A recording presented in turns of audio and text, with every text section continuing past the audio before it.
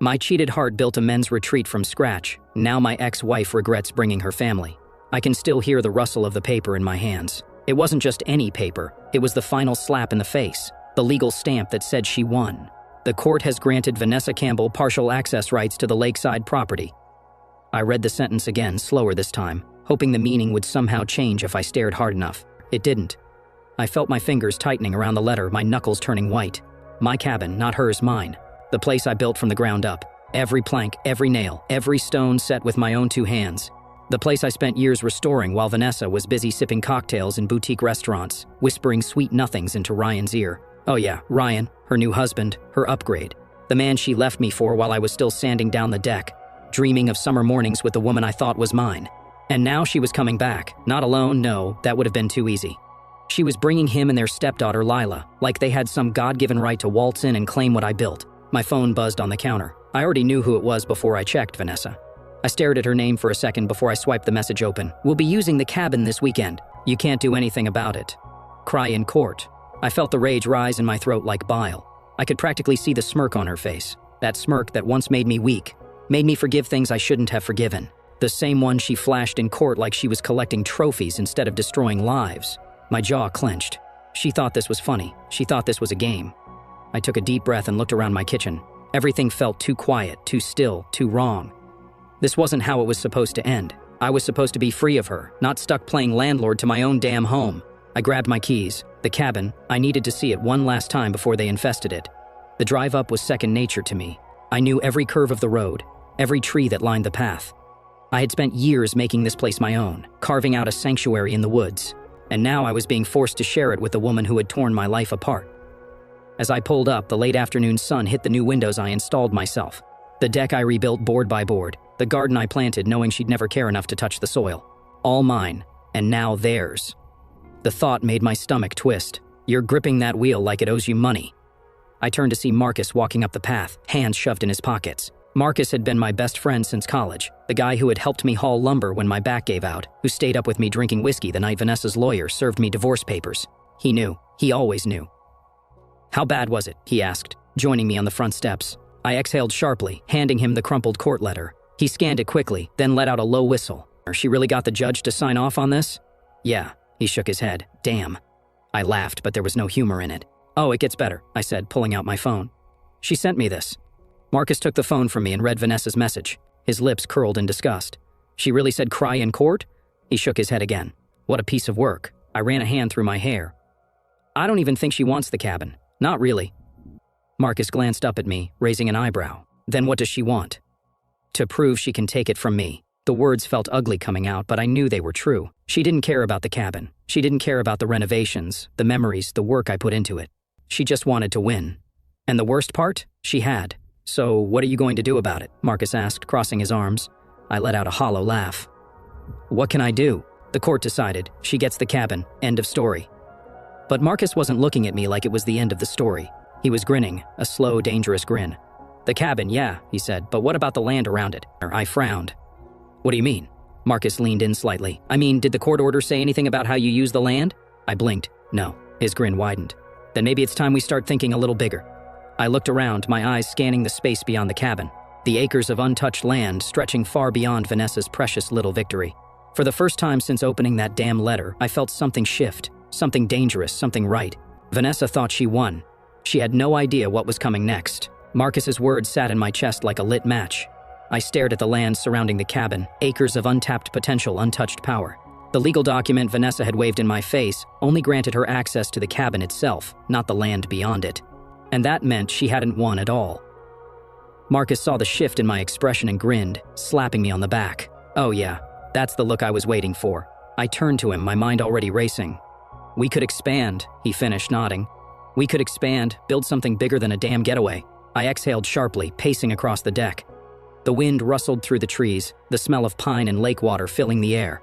This was mine. Every nail, every beam, every board. I had poured my soul into this place, and Vanessa had tried to rip it from my hands just to prove she could. She thought she had cornered me. She had no idea she had just pushed me into my next move. I turned back to Marcus, a men's retreat. His eyebrows lifted slightly. Go on. I started listing off ideas as they hit me, my pulse quickening. A real place, somewhere guys can come when they need to reset.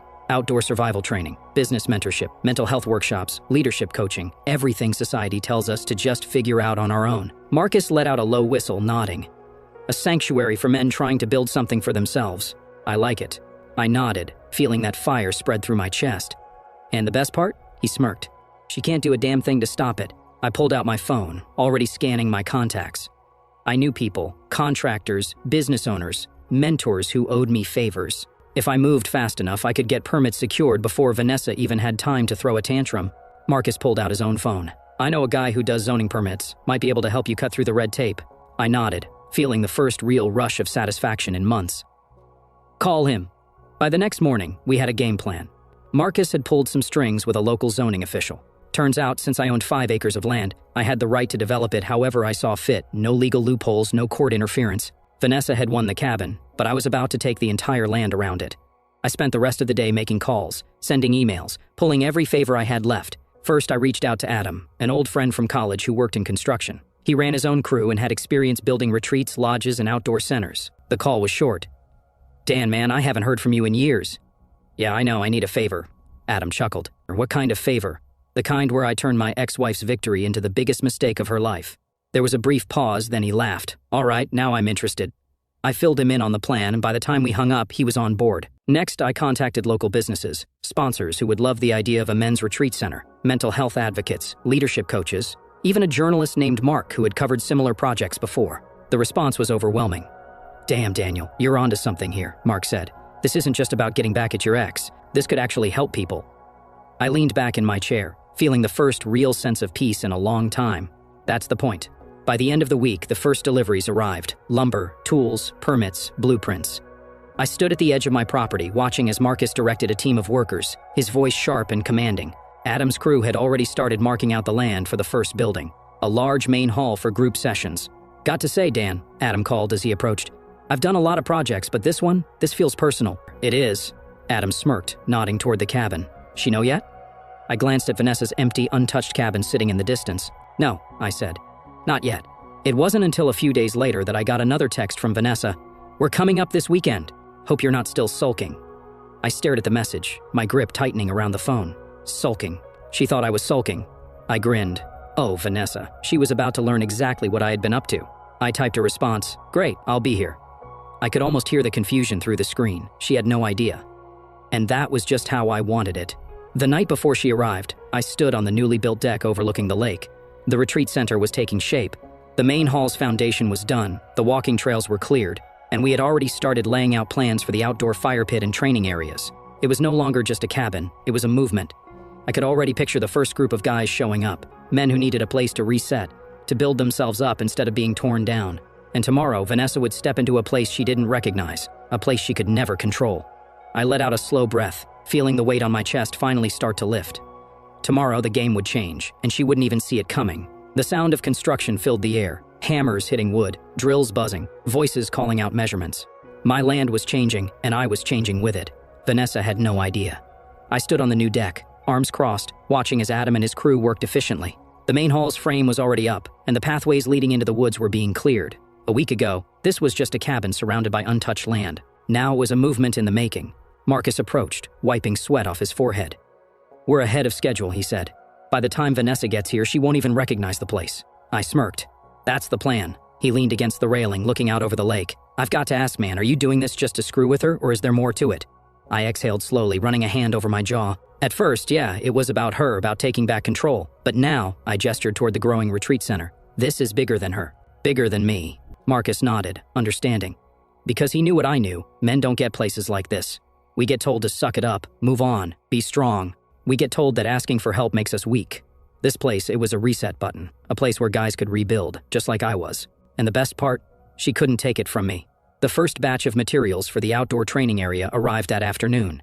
I walked over to Adam, who was flipping through the blueprints. What's next? I asked. We're clearing the area for the fire pit and open-air sessions, he said, tapping the plans. After that, we start on the cabins for overnight stays. Cabins. Not just one cabin anymore, plural. I smirked. I love it. Adam grinned. You know, when you called me about this project, I figured it was just another post-divorce crisis thing. And now, he glanced around at the work being done, the progress, the purpose.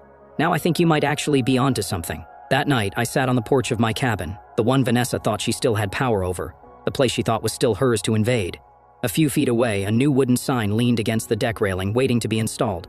I traced my fingers over the carved letters, rising from the ashes. That's what this was about, not just surviving, rebuilding. My phone buzzed in my pocket, Vanessa. I hesitated for a second before opening the message. We're heading up tomorrow morning. Hope you've cleaned the place up for us. I exhaled a slow laugh. The place up? Oh, Vanessa, you have no idea. I tapped out a reply. See you soon. Then I set my phone down, leaned back, and looked up at the stars. Tomorrow was going to be fun. Morning came fast. I was already up before sunrise, drinking my coffee on the new deck, listening to the steady hum of work being done. The retreat was coming to life, and today was the day Vanessa would see it for the first time. The timing couldn't have been more perfect. The main hall's exterior was nearly finished, and the walking trails were fully cleared. The fire pit area was set up, the space marked for additional cabins, and new signposts had been installed. This wasn't just some petty revenge project anymore. This was a full-scale transformation. I finished my coffee, set the mug down, and stretched. Then I heard the sound of tires crunching against gravel. Showtime. Vanessa pulled up in her shiny white SUV, rolling to a stop beside the cabin. Ryan was driving, of course. She was in the passenger seat, her sunglasses perched on her nose, looking as if she was about to step into her private summer estate. And in the back seat, Lila, her stepdaughter, the one I barely knew but somehow was being forced to share my space with. The moment Vanessa stepped out, she stretched her arms, exhaling dramatically. "Ah, it feels so good to be back," she said, as if this place had ever meant anything to her. I didn't say anything. I just leaned against the railing, watching. She was so busy soaking in her own self-importance that she didn't immediately notice what had changed. But Ryan did. He stepped out of the car, squinting, his hands on his hips as he took in the wooden sign that now stood proudly at the entrance of the property, the Phoenix Retreat. His mouth tightened. He looked at Vanessa. "Babe!" That's when she finally noticed. And for the first time since the divorce, I saw something I hadn't seen in her before. Confusion. What is this?" she asked, pulling off her sunglasses as she scanned the land. I didn't answer. I let her take it all in, the cleared trails, the marked cabins, the obvious presence of an actual retreat center taking shape around her. I could see the wheels turning in her head, trying to make sense of it. Finally, she snapped her gaze to me. "Daniel?" I raised an eyebrow. "Vanessa." She gestured wildly. "What the hell is going on?" I smiled slowly, taking my time. "What do you mean?" she scoffed. "What do I mean? What the hell is all this?" She waved toward the construction crews, the banners, the signs, the workers unloading materials for the fire pit. I thought you were just moping around here, sulking over the court ruling." I chuckled. "Moping? Oh no, Vanessa, I've been busy." Her lips pressed into a thin line. "Doing what, exactly?" I pushed off the railing, stepping closer. "Building." I let the word sink in before I continued. "This isn't just a cabin anymore. It's a retreat center, a men's sanctuary, a place where guys can rebuild their lives." Vanessa blinked, like I had just spoken a language she didn't understand. Ryan cleared his throat, adjusting his collar. "You can't just do that." I turned to him, amused. "Can't do what?" He hesitated, as if trying to find the right words. "You can't turn this place into a business. We have shared access to this land." "No," I corrected, folding my arms. "You have access to the cabin, not the land." Vanessa looked as if someone had slapped her. I pulled a rolled-up property map from my back pocket, unfurling it in front of them. "The court ruling granted you partial access to this structure." I pointed at the tiny square on the map labeled cabin. "But everything outside of that? All mine." Vanessa's face darkened. "You did this on purpose." I tilted my head. "Oh, you mean you didn't think to check what you actually won?" Her lips parted slightly. She hadn't. She had been so busy gloating over the court victory that she never stopped to consider what the fine print actually said. I watched the realization settle in. She hadn't stolen my home. She had locked herself inside of it. Lila, who had been quiet this entire time, finally spoke. "This is actually really cool." Vanessa whipped around, eyes wide. "Lila." But Lila wasn't paying attention to her. She was looking around with genuine curiosity. "You're building an actual retreat for men?" she asked, her arms crossed. I nodded. "That's the plan." She looked at the cleared trails, the signs leading to future cabins, workshops, and survival training areas. "That's kind of awesome," she muttered. Vanessa snapped. "No, it's not." Lila shrugged. "Looks better than some stupid cabin in the woods." Ryan placed a hand on Vanessa's arm. "Babe, let's just go inside." Vanessa turned back to me, her expression cold. "You think this is funny, don't you?" I took a deep breath, staring directly at her. "No, Vanessa, I think this is necessary." She shook her head, grabbing her bags from the car. "Enjoy your little project, Daniel. It won't last." I smirked, stepping back as she stomped toward the cabin. "Oh, don't worry, I intend to." She disappeared inside, slamming the door. Ryan lingered for a second longer, looking around uncomfortably before following her in. But Lila, she stood there, watching, and for a brief second, she smiled. I think this place might be cooler than they realize, she said quietly. Then she turned and walked inside after them. I exhaled, turning back toward the land I had built with my own hands. She thought she had won. She had no idea she had just stepped into my world now. The slam of the cabin door echoed across the clearing, but I barely reacted. Vanessa was angry, that much was obvious, but that was the thing about her. She'd always assumed that anger gave her power.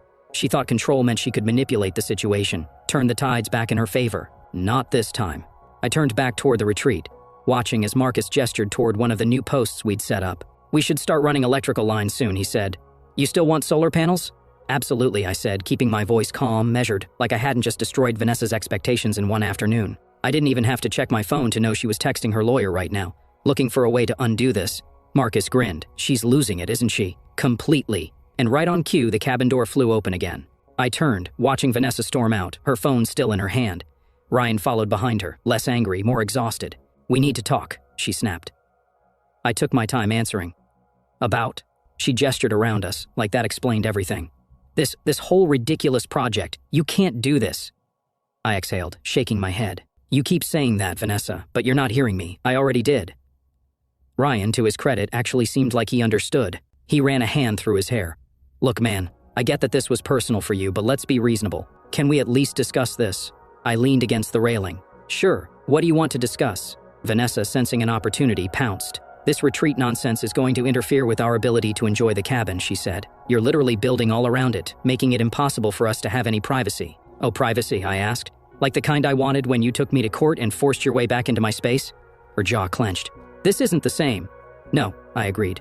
It's better. Her eyes flashed with fury. Ryan sighed. Come on, Daniel, be practical. A full-on retreat center. Do you really think that's sustainable? I smirked. It's already funded. That made them both pause. Ryan blinked. What? I shrugged. We've got investors, sponsors, community support. Hell, we even have a journalist covering the story. Vanessa's expression twisted. You're telling me people actually want this? Oh yeah, I nodded toward the retreat, where workers were actively constructing new pathways and setting up spaces for outdoor workshops. See, Vanessa, the thing is, when you spend years trying to control everything around you, you forget that people can build something better when they're finally free. Her lips parted slightly, like she wanted to argue, but there was nothing she could say. Ryan shifted uncomfortably. And what exactly do you plan to do if people start showing up? Just let strangers walk all over the property? I grinned. You're catching on, that's exactly what's going to happen. Vanessa visibly bristled. You're turning this place into some glorified camping ground for lost men, she snapped. I raised an eyebrow. You say that like it's a bad thing. She inhaled sharply, trying to recenter herself. I could see the gears turning, she was scrambling for a new angle. And then it hit her. She smiled, and not the warm kind. Oh, she said, tilting her head. You know, this actually makes sense. I always did wonder what you'd do once you lost everything. There it was, the last-ditch insult before defeat. I kept my expression even. I didn't lose everything, Vanessa. I just lost you. She faltered for a split second, and that was all I needed. I pushed off the railing, stepping forward. And let's be honest, you think I missed that? Her eyes darkened. No, I cut in. You don't get to twist this. You walked away.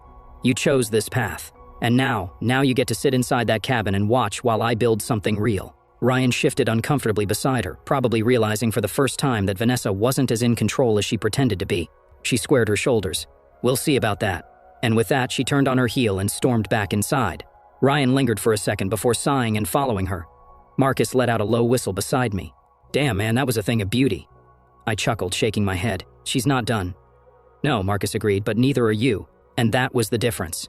I wasn't reacting anymore, I was building, and Vanessa had no clue how to handle that. The dust had barely settled after Vanessa's tantrum when I heard footsteps behind me. I turned, half expecting Marcus, but it wasn't him, it was Lila. She stood there with her arms crossed, eyes flicking between me and the retreat in progress. The wind ruffled her long, dark hair, and for the first time, I actually took a good look at her.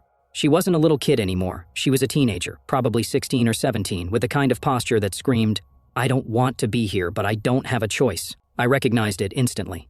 I had once stood in those same shoes, dragged to places I didn't belong, stuck watching adults make decisions I had no control over. She looked over at the construction, taking in the work crews, the signs, the materials stacked near the trails. Then she smirked. This is pissing her off, huh? I chuckled, straight to the point. I leaned against the deck railing, watching her carefully. You have no idea. She snorted, kicking at a loose rock on the ground. Good. That made me pause. I raised an eyebrow. You don't sound too thrilled to be here either. She shrugged. Why would I be? I don't even know why she fought for this place. It's not like she ever cared about it before. There it was, the crack in the perfect family image. I nodded slowly, my gaze shifting toward the cabin. You're not wrong. She never liked this place when we were married. Always complained about the bugs, the lack of Wi-Fi, how boring it was. Lila let out a short laugh. Sounds about right. I watched her for a moment. So why are you here? She sighed, rolling her eyes. Because Ryan insists on these stupid family bonding trips. She made air quotes with her fingers. Every time he and my mom start having issues, she magically remembers that I exist and drags me along for some forced vacation. I frowned at that. That doesn't sound great. She scoffed. It's not. Silence stretched between us for a moment, the distant sound of hammering and chainsaws filling the space. Then she turned to face me fully. So what's your deal? Why are you turning this place into like some dude ranch? I smirked at her description. It's not a dude ranch. Yeah, it kind of is. She gestured to the work crews. Guys, tools, cabins, woods, I'm pretty sure that qualifies. I chuckled. It's a retreat, a place for guys who need to get away, figure things out, build something for themselves. She tilted her head. So like, therapy? More like rebuilding. Some guys come out of a bad divorce, a job loss, military service, whatever it is, they need a place to reset. She studied me carefully. And you? I met her gaze evenly. I needed to build something after losing everything. For a moment, she didn't say anything. Then she nodded, like she understood something unspoken. That actually makes sense. That surprised me. Yeah? She shrugged again. I mean, it's better than sulking in some sad bachelor apartment. At least you're doing something productive. I smirked. Thanks, I think. She smiled slightly, then looked back at the retreat. Can girls come here? That made me pause. What? She gestured vaguely. Like, do you let girls sign up or is it just for guys? I considered that. Right now it's a men's retreat, but maybe down the line we could open it up.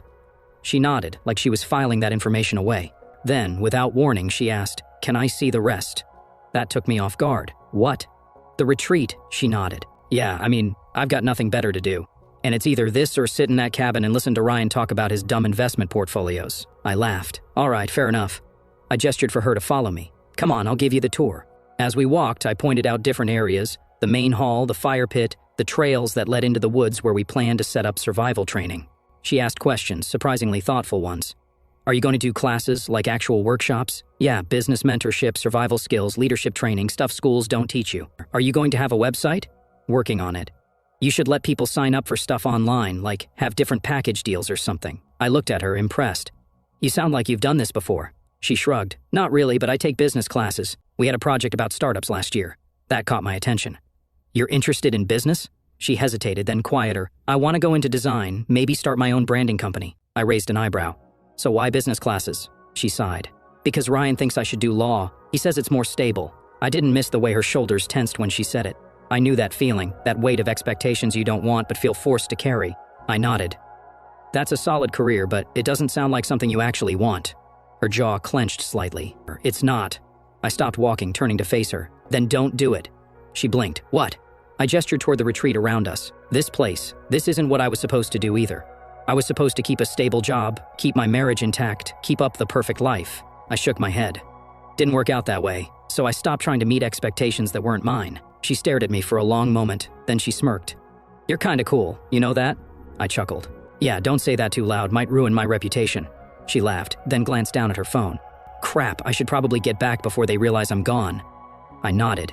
Yeah, don't want to start a war just yet. She started to walk away, but then hesitated. Then she turned back, a little uncertain. Hey, if I wanted to learn more about this kind of stuff, like branding, business stuff, could I? I smiled. You're always welcome here, Lila. She brightened slightly. Cool. Then, with one last glance at the retreat, she jogged back toward the cabin.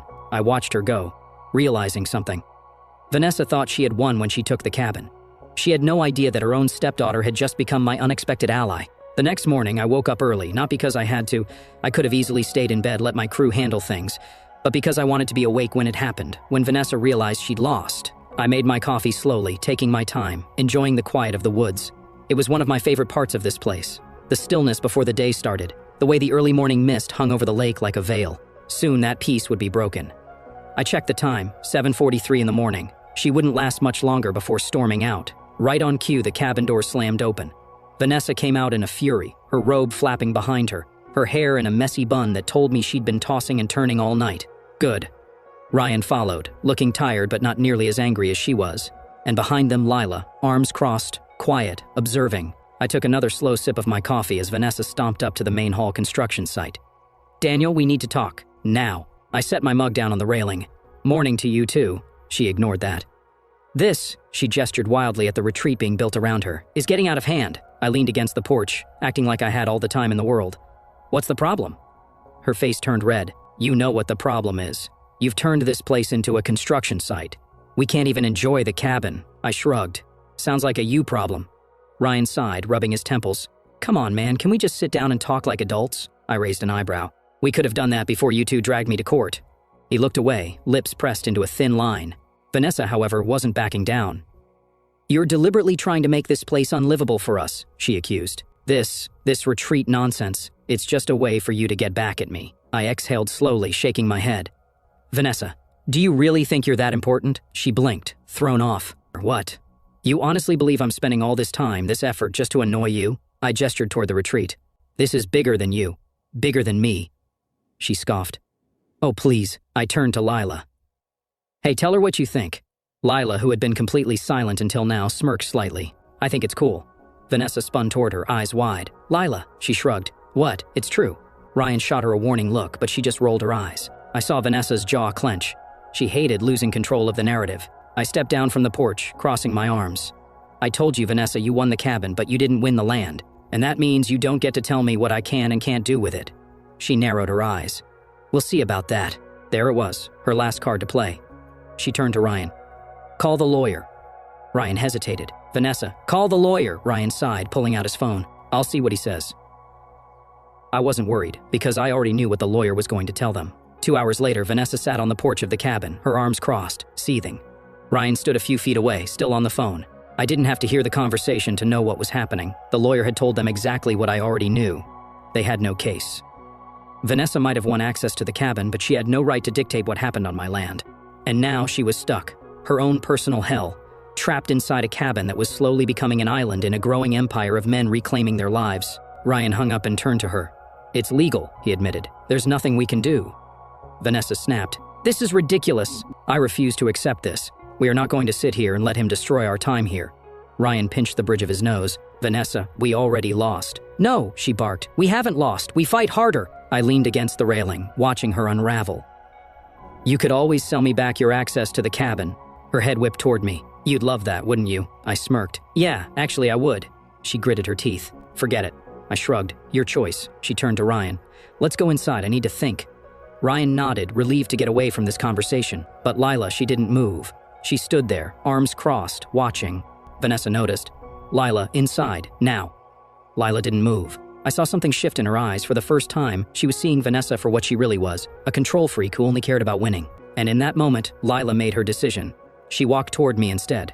Actually, she said, I want to stay. Vanessa gaped. Excuse me? Lila lifted her chin.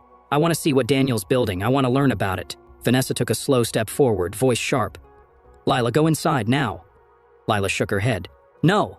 Ryan put a hand on Vanessa's arm. Let it go. But Vanessa wasn't used to losing. Her face twisted. I am your mother. You will do as I say. Lila laughed, actually laughed. That's when I knew Vanessa had lost more than just the cabin. She had lost control. Lila met her gaze evenly. No, Mom, I'm going to go see the retreat. Then she turned and walked toward me. I saw Vanessa's hands ball into fists, her face turning red. She opened her mouth to say something, probably another threat, another attempt to manipulate, but Ryan stopped her. Vanessa, he said, voice firm. Let it go. And for the first time in her life, Vanessa had no choice. She had to accept that she had lost. She stormed inside, slamming the door so hard that the windows rattled. Ryan sighed, running a hand down his face. Good luck, he muttered before following her inside. I turned to Lila. You sure about this? She smiled. Yeah, I think I want to be a part of this. And that's when I knew Vanessa didn't just lose access to my land. She lost the one thing she thought she had full control over, her own daughter. And I didn't have to lift a single finger. She did it to herself.